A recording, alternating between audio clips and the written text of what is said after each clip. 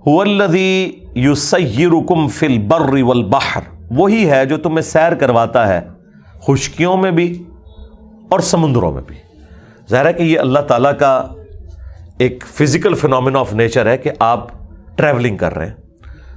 اگر اللہ تعالیٰ گھوڑوں کو، خچروں کو، گدھوں کو، جانوروں کو، اونٹوں کو مسخر نہ کرتا انسان کے لیے، کہ ایک چھوٹا سا بچہ بھی آپ دیکھیں، اتنا بڑا اونٹ ہے، اس کی نکیل اس نے پکڑی ہوتی ہے، وہ پیچھے چل رہا ہوتا ہے۔ بچہ کیا، بچے کا ابا بھی شاید کوئی نہیں اس کے مقابلے پہ، لیکن اللہ نے مسخر کر دیا ہے۔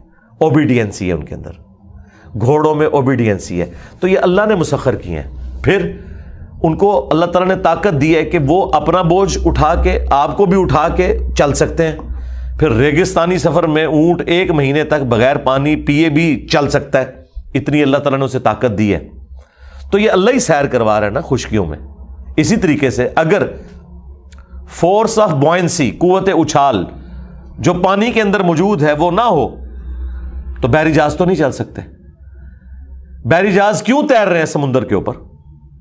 کہ سمندر کے پانی نے اس وزن کو اٹھایا ہوا ہے، اور لاکھوں ٹن وزن کے، ہزاروں نہیں سرکار، لاکھوں ٹن وزن کے بھی بحری جہاز موجود ہیں۔ ایک سوئی تو ڈوب جاتی ہے، بحری جہاز نہیں ڈوبتا۔ ظاہر ہے کہ اس کو ڈیزائن کیا جاتا ہے اس اعتبار سے کہ اس کا سرفیس ایریا اتنا ہو کہ پانی جو ہے وہ اس کو اٹھا سکے۔ اگر وہ سرفیس ایریا کم کر دیں گے تو وہ بھی ڈوب جائے گا۔ تو یہ اللہ تعالیٰ ہی سیر کروا رہا ہے، اور یہی قوت اچھال اللہ تعالیٰ نے ہوا میں بھی رکھی ہے، جس کی وجہ سے آپ کے ہوائی جہاز اڑتے ہیں۔ اگر وہ ختم ہو جائے تو ہوائی جہاز دھڑم سے نیچے گر پڑے۔ اور ایئر پاکٹس آتی ہیں، چائنا ٹریولنگ کے دوران بھی 1-2 دفعہ ایسی ایئر پاکٹس آئیں، یہ مجھے خود تجربہ ہوا ہے اس حوالے سے۔ وہ جہاز جو ہے وہ سینکڑوں فٹ ایک دم نیچے آ جاتا ہے۔ ایئر پاکٹس کے اندر اتنے ایریے میں ایئر کی ڈینسٹی بہت کم ہو جاتی ہے، تو پر تو اٹھائیں گے نا جب ایئر کی ڈینسٹی ہوگی، جہاں بالکل ایئر ہلکی ہو جائے تو پھر تو نیچے ہی آنا ہے چیز نے۔ اس لیے وہ پہلے ہی اعلان کر دیتے کہ آپ سیٹ بیلٹ باندھ لیں، ورنہ اب جہاز اس طرح جا رہا ہے، اچانک ایئر ایسے ایریے میں گزرا ہے کہ جہاں ایئر ہی نیچے کو نہیں ہے، تو آپ سمجھ لیں آپ نے ٹائر ہی نکالنی ہے۔ زمین پہ چلنے والی گاڑی کے ٹائر ہی نکالیں تو دھڑام سے نیچے ہی گرے گی نا، اور وہ تو بلندی سے نیچے، تو جہاز اچانک ایک دم، وہاں آپ کو وہ ریڈنگ میں بھی نظر آتا ہے، ایک دم نیچے آتا ہے جہاز۔ اور اگر وہ زیادہ دیر ایسا ہو پھر کانپنا بھی شروع کر دیتا ہے، اور بعض کا اتنی شدت سے کانپتا ہے کہ لگتا ہے کہ ابھی اس کے پر بھی ٹوٹ جائیں گے۔ اور خدا نہ خواستہ آپ اگر میری طرح نیشنل جغرافک پہ ایئر کریش انویسٹیگیشن دیکھتے ہیں تو آپ کو سارے پروگرام نظر آنا شروع ہو جاتے ہیں کہ یار اے گیا ہوں کام۔ تو یہ اللہ تعالیٰ اڑا رہا ہے۔ اگر physical phenomena of nature support نہ کریں تو آپ نہ زمین کے اوپر ٹریولنگ کر سکتے ہیں، ایون گریوٹی ختم ہو جائے آپ زمین پہ چل نہیں سکتے، یا گریوٹی کی جو فورس ہے اس میں تبدیلی آ جائے تو آپ سموتھلی نہیں چل سکتے۔ زمین اور آپ کی گاڑی یا آپ کے پاؤں کے درمیان جو فرکشن ہے وہ نہ ہو تو گاڑی نہیں چل سکتی۔ یہ آپ دیکھتے ہیں جہاں پہ سنو فال ہوئی ہوتی ہے، جیسے پوڈری اور نشئی لوگ ایک دوسرے سے آگے ٹکراتے ہیں نا، دیکھیں گاڑیاں کیسے ٹکرا رہی ہوتی ہیں ایک ادھر جا کے، وہ ہلکی سی سپیڈ پہ بھی، کیوں؟ وہاں وہ برف کے اوپر چل رہی ہے نا، برف اور ٹائر کے درمیان فرکشن بہت کم ہو جاتی ہے، تو وہ کنٹرول ہی نہیں رہتا گاڑی کے اوپر۔ وہ گاڑی نے ڈیسائیڈ کرنا ہے کہ اس نے اب اس طرف مڑنا ہے یا ادھر۔ آپ بے شک اس کا سٹیئرنگ سامنے بھی رکھیں، وہ کسی طرف بھی جھوم جائے گی۔ اس لیے پھر وہ برف والے ایریے میں اس کے اوپر زنجیر لپیٹی جاتی ہے تاکہ زیادہ ریزسٹنس آئے اس کے اور برف کے درمیان، وہ چل سکے۔ تو یہ اللہ تعالیٰ ہے سیر کروا رہا ہے۔ یہ نہ سمجھیے گا کہ جہاز جو ہے وہ اڑ رہا ہے انجن کی وجہ سے، یا بحری جہاز جو ہے وہ انجن کی وجہ سے چل رہے ہیں، یا گاڑیاں انجن کی وجہ سے چل رہی ہیں، نہیں۔ جب تک فزیکل فینومینا آف نیچر ساتھ سپورٹ نہ کرے، سائنس کی ایک انوینشن بھی پاسبل نہیں۔ مجھے بتائیں، پیٹرول کو آگ لگانے سے پیٹرول کی انرجی نہ نکلے، یا کبھی نکل آئے کبھی نہ نکلے، تو کیا دنیا کی کوئی گاڑی پیٹرول پہ چل سکتی ہے؟ یعنی اگر پیٹرول یہ ڈیسائیڈ کرے کہ ہاں آج میں نے اس میں سے آگ نکالنی ہے اور آج نہیں نکالنی، تو آپ پلان کر کے بیٹھے رہیں، وہ ہر دفعہ آگ نکالے گا، اتنا اوبیڈینٹ ہے پیٹرول، تو ہر دفعہ آپ انجن اپنا سٹارٹ کر سکتے ہیں۔ ورنہ اگر یہ وہ ڈیسائیڈ کرے کہ اس دفعہ میں نے آگ دینی ہے، اس دفعہ نہیں دینی، تو آپ دنیا کا کوئی کام نہیں کر سکتے، کوئی انوینشن بھی نہیں ہونی تھی۔ انوینشن کی بنیاد ہی اس بیس کے اوپر ہے کہ آپ بار بار اپنے معاملات کو ریپیٹ کریں گے، وہ اسی طریقے سے چلیں گے۔ آج تک آپ نے سنا ہے کہ ایک کسائی نے چھری تیز کی ہوئی ہو اور وہ جانور کی گردن پہ رکھے اور چھری آگے سے چلنے سے انکار کر دے؟ نہیں، یہ تو ہو سکتا ہے وہ اتنی تیز نہ ہو اور چلنے میں مشکل کرے، لیکن جب تیز ہو یہ ہو ہی نہیں سکتا نہ چلے، ورنہ تو یہ سائنس پاسبل ہی نہیں ہے نا، وہ ہر دفعہ چلے گی۔ اس طرح جو ٹوکا رکھا ہوا ہے، علماء والا ٹوکا نہیں، یہ جو کسائیوں والا ٹوکا، وہ انہوں نے تیز کیا ہوتا ہے، وہ جتنی دفعہ مارتے ہیں گوشت کے اوپر، گوشت دو ٹکڑے ہوتا ہے، کبھی ایسا نہیں ہوتا کہ وہ ٹوکا مارے اور وہ اسے دو ٹکڑے نہ کرے یا اس کو وہ اس طریقے سے کاٹے نہ، ورنہ تو ٹوکا بنانا ہی نہیں تھا سائنٹسٹ نے۔ یا ہر ٹوکے کے اوپر لکھا ہوتا ہے کہ 1000 دفعہ چلائیں گے تو انشاءاللہ ایک دفعہ کٹنے کی امید ہے، کیونکہ وہ تو ٹوکے نے ڈیسائیڈ کرنا تھا۔ سائنس اس لیے پاسبل ہے کہ آپ ایک تجربے کو بار بار ریپیٹ کریں گے، بار بار وہی رزلٹ نکلے گا، کبھی بھی وہ نافرمانی نہیں کرے گا سسٹم۔ یہ وہ چیز ہے جس کو اللہ تعالیٰ نے فرمایا کہ ہم نے زمین و آسمان کو مسخر کر دیا ہے تمہارے لیے۔ یہ ہمیشہ ہوگا کہ جب بادل پانی اٹھا کے آئیں گے، آپس میں ٹکرائیں گے تو بارش ہوگی۔ یہ اللہ نے فزیکل فینومینا آف نیچر رکھ دیا، اور یہ اللہ نے فزیکل فینومینا آف نیچر رکھ دیا ہے کہ زمین میں آپ جب بیج بوئیں گے، اس پہ پانی ڈالیں گے تو کھیتی نکلنی ہے۔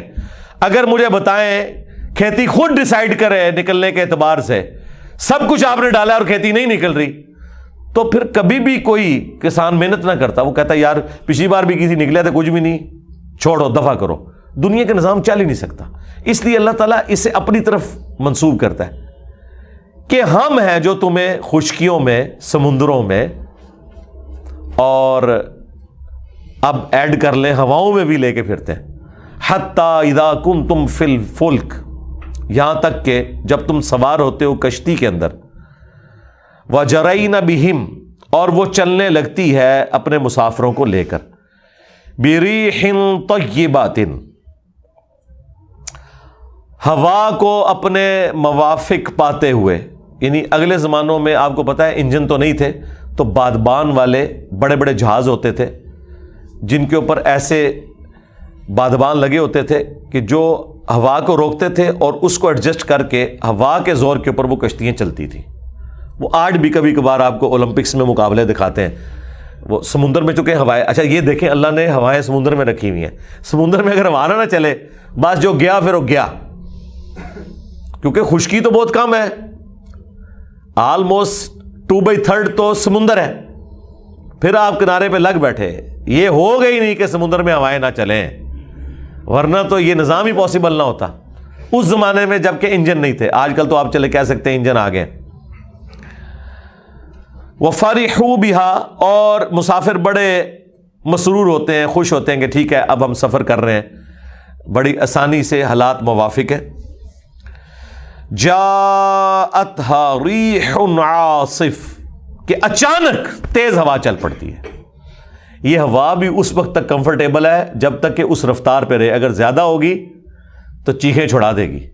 ایون آپ یہ ونڈ ملز دیکھتے ہیں جو بجلی بنانے کے لیے یوز ہوتی ہیں، ونڈ ملز، ہوا سے جو وہ گھومتی ہیں اور بجلی بنائی جاتی ہے، جب ہوا بہت زیادہ تیز ہو جائے نا تو ان کے پر بھی ٹوٹ جاتے ہیں، ایک خاص حد تک ہی اس کو مینج کیا جا سکتا ہے۔ دیکھیں اللہ تعالیٰ کی بنائی ہوئی نعمت بھی زحمت بن جاتی ہے اگر اللہ تعالیٰ اسے ایک خاص رفتار سے زیادہ کرتے۔ اس کا مطلب ہے ایک خاص رفتار سے کم ہو تب بھی نعمت نہیں، خاص رفتار سے زیادہ ہو تب بھی نعمت نہیں ہے۔ کتنا انسان مجبور ہے۔ ہماری اس ایٹماسفیئر کے اندر آکسیجن نائٹروجن کی جو ریشو پروپورشن ہے، یہ اگر کم زیادہ ہو جائے تو ہم سانس بھی نہیں لے سکتے، زیادہ ہو تب بھی نہیں لے سکتے، کم ہو تب بھی نہیں لے سکتے۔ انسان کتنا مجبور ہے۔ اچانک ہوا چل پڑتی ہے، وَجَاءَهُمُ الْمَوْجُ مِنْ كُلِّ مَكَانٍ، اور ہوا کے چلنے کی وجہ سے ہر طرف سے بڑی بڑی موجیں آ جاتی ہیں، گھیر لیتی ہیں اس پورے سسٹم کو۔ اچھا وہ جب ہوا سمندر میں تیز رفتاری سے چلتی ہے نا تو وہ اپنے ساتھ پانی کو چلاتی ہے۔ زمین میں کیا ہوتا ہے، ریگستان کو چلاتی ہے، پورے پورے ریگستان کے پہاڑ شفٹ ہو جاتے ہیں ایک جگہ سے دوسری جگہ، پورے ریت کے ٹیلے شفٹ ہو جاتے ہیں، مٹی کے طوفان آتے ہیں، اور امریکہ میں تو آپ پتہ ہے ٹورنیڈوز چلتے ہیں، پوری آبادیاں ختم کر دیتے ہیں۔ وہ جو مکان ان کی لپیٹ میں آتا ہے، وہ زیادہ تر تو مکان وہ لکڑی کے بنے ہوتے ہیں، وہ ایسے لپیٹ کے تو پرے پھینکتے ہیں۔ اب یہی ہوا جب سمندر میں چلے گی تو سمندر کے پانی کو چلائے گی، اتنے بڑے بھنور بنیں گے، ان کے اندر پھر کشتیاں پھنس کے ڈوب جاتی ہیں، اور بڑی بڑی موجیں آ کے ہر طرف سے گھیر لیتی ہیں۔ وَظَنُّوا أَنَّهُمْ أُحِيطَ بِهِمْ، اور بس پھر اب مسافر خیال کرتے ہیں لو جی مارے گئے، گر گئے اس کے اندر۔ دعوا اللہ مخلصین لہ الدین، تو اس لمحے میں وہ پکارتے ہیں اللہ تعالیٰ کو خالصتاً، اپنے دین کو اس کے لیے خالص کرتے ہوئے ایک اللہ کو پکارتے ہیں۔ کون؟ مشرک بھی اس وقت لات منات عزا یہ سارے بت بھی ان سے جاتے رہتے ہیں، اکیلے اللہ کو پکارتے ہیں، اور کیا کہتے ہیں؟ لئن انجیتنا من ہذہ، کہ اگر تو نے ہمیں بچا لیا اس مصیبت سے، اس طوفان سے، لنکونن من الشاکرین، تو ہم یقیناً تیرے شکر گزار بندے بن جائیں گے۔ بس ایک چانس اللہ تعالیٰ دے دے ہمیں۔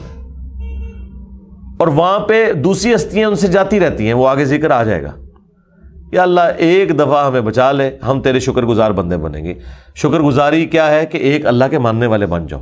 توحید سے بڑی کوئی شکر گزاری نہیں ہے کہ اس اللہ کو ہی اپنا معبود مانو، اسی کو مشکل کشا حاجت روا مانو، جس نے تمہیں یہ ساری نعمتیں دی ہیں، اور جب مصیبت میں گھرتے ہو اسے پکارتے ہو تو وہی مصیبت دور کرتا ہے، اور کوئی نہیں دور کر سکتا۔